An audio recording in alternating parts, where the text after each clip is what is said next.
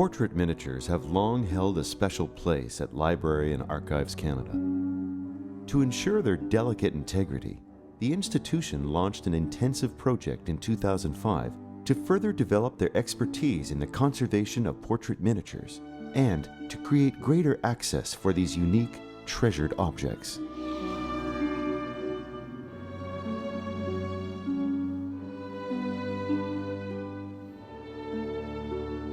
There are about 107 portrait miniatures in the holdings, and in looking through them, I spent an awful lot of time in the vault, and I was interested primarily in the works that focused on the personal notion of a portrait. So I looked primarily at the ones that were jewelry, but also where the story was about an interpersonal relationship.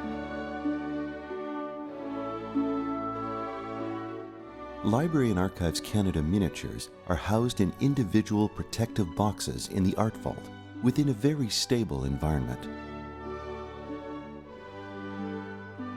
The majority of the Library and Archives Canada miniature portraits are painted in watercolor on ivory. Because of the acute sensitivity of ivory to the environmental conditions, the location also protects them from the damaging effects of light. What I would like to do for the exhibition is to actually arrange the Klaus Johnson family in a kind of family tree, because we do have 3 generations from the same family. So we've got William Johnson up at the top here, and then this is his daughter Anne, who married Christian. And then of course we have their son, and then we've got him all grown up in a different version of another kind of miniature with a nice example of hair on the verso. And then we have his wife, so we've got them in a nice context. But can you tell me some of the things that you discovered as you were doing some research on these? First, we noticed that 3 of them are painted in the same manner, which is a little bit unusual because it is a monochromatic wash used here. And then we thought that they are covered with actually a heavy mold. And only when I examined them closely under the microscope, I realized that the paint was mixed with tiny chopped human hair. But this is very unusual treatment of sitters' hair. Some of those miniatures and frames have not been opened for hundreds of years, because most of our miniatures were painted in 19th century by European, American, and Canadian artists in 2 different traditions, the French tradition and English tradition of portrait miniature paintings. Because of that diversity of materials, styles, and also provenance, origins, they are very complex objects, and the conservation treatment and care is a complex, very specialized field. Okay, so I hadn't realized that you were going to flatten them both. Well, one is in the process of flattening this portrait. It was taken from the backing papers. The backing papers were separated, and the miniature was rehumidified because it was warped, and now it's being flattened. This one is just for protection during the time when the frame is being restored, to keep it flat and prevent movement when in conservation laboratory where the environment is sometimes changing. So if she weren't sandwiched under glass, would it start to curl?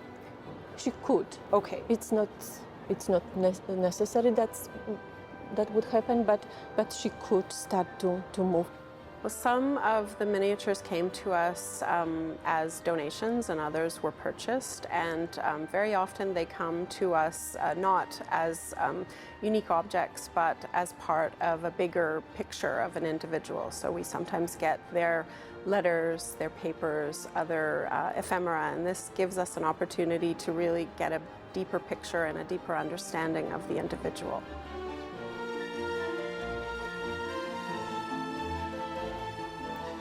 So this is a portrait of a woman called Desmasduit, who's also known as Mary March. And this portrait is the last or the only known portrait from life of a person from the Beothuk people. The Beothuk were in Newfoundland. Mary March has a very tragic story. She was captured and held captive. The portrait was made by the wife of the governor of Newfoundland, who subsequently persuaded her husband to return her to her people, although by that time she was quite ill and she actually died. So for us, this work, when we're talking about knowing somebody by heart, it takes on a real special significance because she is one of the last of her people. All of the works have been grouped into series that jump off from that idea of knowing somebody by heart. So we have a group in which there is someone who married into a family. There's another series where we have 3 generations from the same family. We also have portraits of people who have been either lost on a personal level or lost as part of a community. And so we're hoping that people can delve into those stories and really know these people. This is the piece that really started me thinking about the concept of knowing somebody by heart. This is a portrait of Alice Walker, painted by her father, who was a Canadian artist, Horatio Walker. To our knowledge, this is the only miniature portrait that he ever did. Alice was 9 years old when she died of diphtheria, and he painted her portrait the year after her death, so possibly from a photograph. And he put it into this brooch, which we think was for her mother to wear. And on the verso is her name, Alice Pretty Walker, with her birth and death dates. Pretty was the maiden name of her mother. And then this is the case that the miniature was kept in.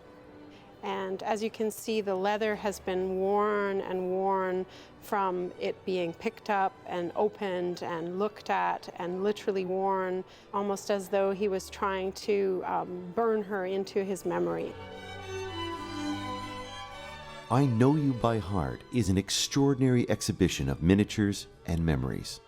A great deal of care and preservation has allowed these Canadian treasures to travel beyond the walls of Library and Archives Canada to share their secrets of the heart with you.